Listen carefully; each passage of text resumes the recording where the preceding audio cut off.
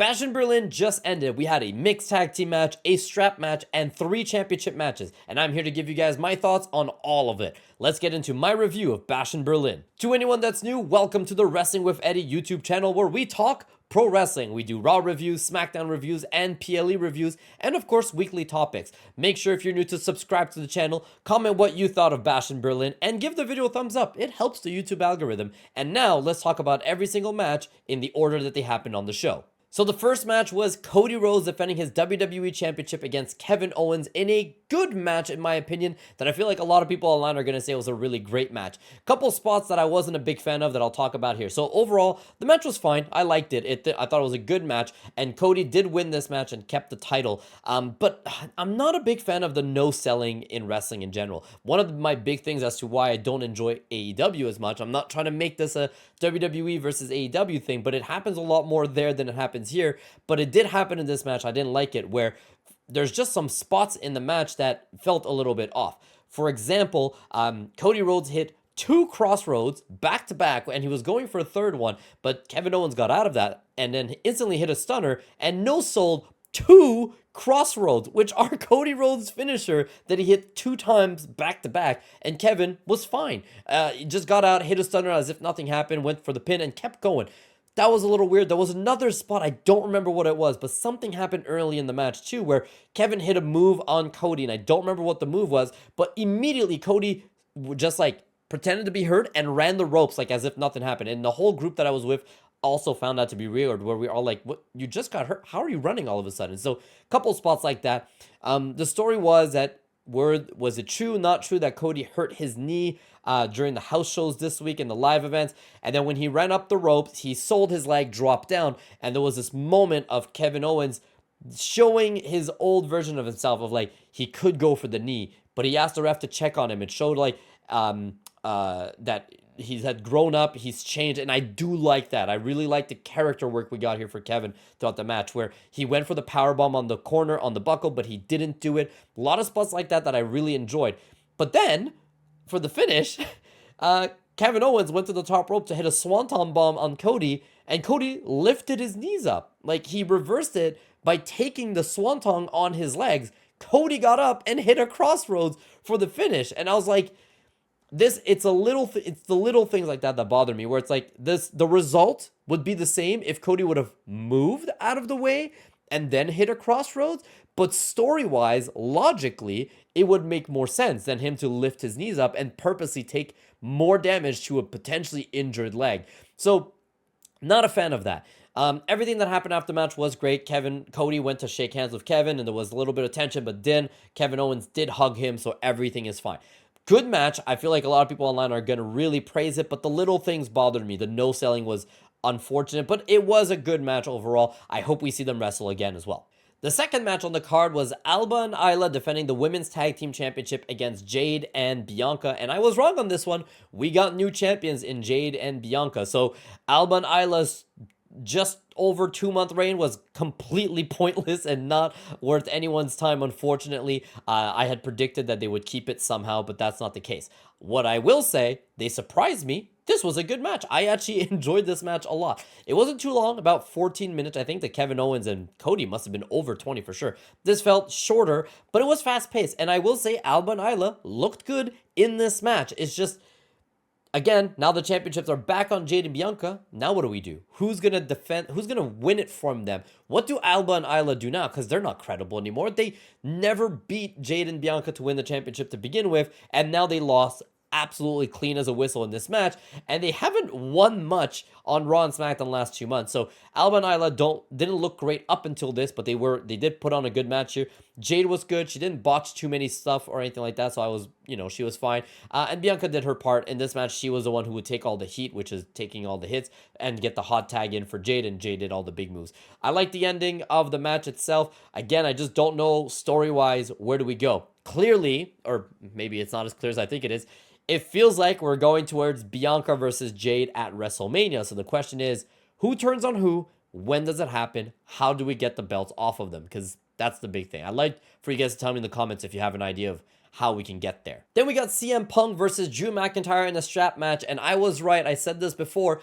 Strap matches, never a good time, but if anyone was going to pull off a good strap match, it was going to be these two, and I was right. They had a great match. I really, really enjoyed this. Again, I find the strap match to be a silly gimmick, but they really made it work in this match. Was it needed? Probably not. They could have had a street fight or any other kind of match. It would have been the same, but it was still a fun time. They clearly wanted to whip the crap out of each other with the strap, which was really good. CM Punk ended up bleeding in this match, and Drew took a bunch of go-to-sleeps in this match, a bunch of GTS. CM Punk came out the winner, which is what I was predicting as well, so now the score is 1-1, which means that probably we'll get a final match between the two.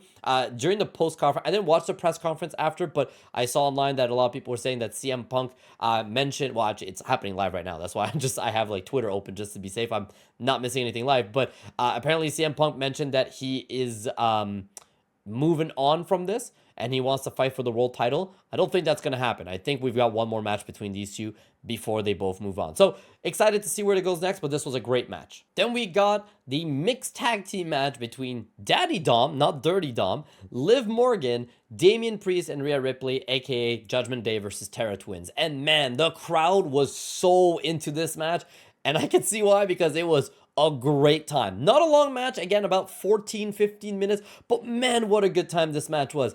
Rhea Ripley was awesome. Damian Priest was awesome. Liv hit an awesome new move that I've never seen before, and it looked really cool. She had him like with her arm hooked and had her other arm between the legs, and she did like a flip bump. It looked really cool. I don't know what it's called, but I'd love for you guys to go check that out.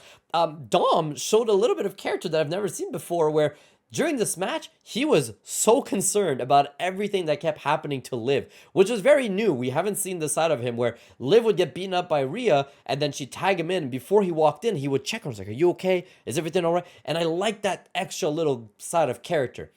Terra Twins did win this match, which makes me feel like, wow, the Judgment Day are just absolutely lame. They can't even win a 5 versus 2 advantage match here, because of course JD, Carlito, and Finn Balor interfered to help here. With the ref is doing a terrible job in this match, but even with the 5 of them against them, Damian Priest and Rhea Ripley came out on top. Very weird. I was wrong about this. I really thought that the Judgment Day needed this win, but seeing it play out, I can understand why they give the win here, because the crowd really, really wanted to see this, and it was a good finish. Rhea did pin Liv Morgan, so it does mean that, I guess in a way, this is not over, and because she pinned her, they're going to build this into a storyline where she's going to get a championship match. Damian looks, like Rhea and Damian were meant to be baby faces. The crowd loved these guys, and I love them too. This was so good. Definitely go check it out, but it was not my match of the night because of the main event, which we're going to talk about now. So we got our main event, which was Gunther defending his World Heavyweight Championship against Randy Orton in a very slow-paced, very technical, working the arm, working the back, working the neck, much slower match than the rest. And I loved it. It was so good. I love these kind of matches. I know people are going to complain that it's not the fast-paced, high-flying stuff, but I just love seeing the different style of wrestling. Gunther and Randy are just so excellent in their roles, and seeing Randy work Gunther's arm the whole time so that every time he would go for a chop, it would hurt his own hand and it would prevent him from doing some stuff. Gunther talked about having done a lot of neck training so that he'd survive an RKO, which he did survive the RKO. And the last, I'd say, 5 to 10 minutes from the moment Randy went outside, it was so slow. He was slowly building up this Lego blocks of stairs so he can give a bump on the table to Gunther. He was taking his time, but after that spot on the table and all the way into the ring with the choking and everything that happened in the end was so well done. The crowd was super into this. Their entrances all the way to the end, the crowd was electric, and I really, really like this match. This is definitely my match of the night, but I am going to put an asterisk saying I know this isn't for everyone. There's going to be a lot of people who don't like this kind of match, and if you guys don't like this, you will more than likely like the Kevin and Cody match that happened at the start. So again, it's going to be a preference thing. This was definitely my match of the night, though. And those were my thoughts on each match in Bash in Berlin. Overall, a great show. I want to give it a 7.58 out of 10.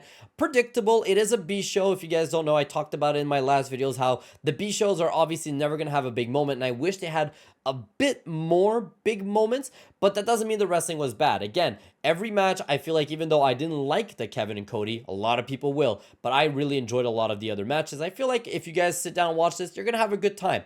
Can you skip it? Yeah, it's nothing crazy happened outside of the women's championship changing hands. Nothing here is groundbreaking and must see, but everything is really good. So that's why I'm leaning between that 7 and 8 score. The crowd was a little weird, if you ask me, in the sense that they were really, really loud in some moments and very, very quiet at other parts of this. I thought the pacing was also really good. Again, I know people hate the 5-match card, but I really enjoyed these 5 matches. 3-hour shows, especially when you look at the card here. Kevin and Cody was about 25 minutes. Gunther and Randy was over 30 minutes. It's like a 35-minute match. So they gave a lot of time to everything, and everything else was over 10 minutes as well. Everything had time to breathe, and there wasn't that many breaks in between. Of course, you have your ad breaks and everything, but pacing, in my opinion, really good. Promo packages, really good. Matches, awesome time. So great show, not must see though, but it's still a good time, and those are my thoughts. Let me know what you guys thought of the show. Thank you guys so much for watching all the way to here. Subscribe if you're new, comment what you thought, give the video a thumbs up, and I'll see you guys on Tuesday morning for my Monday Night Raw review. Take care, bye-bye.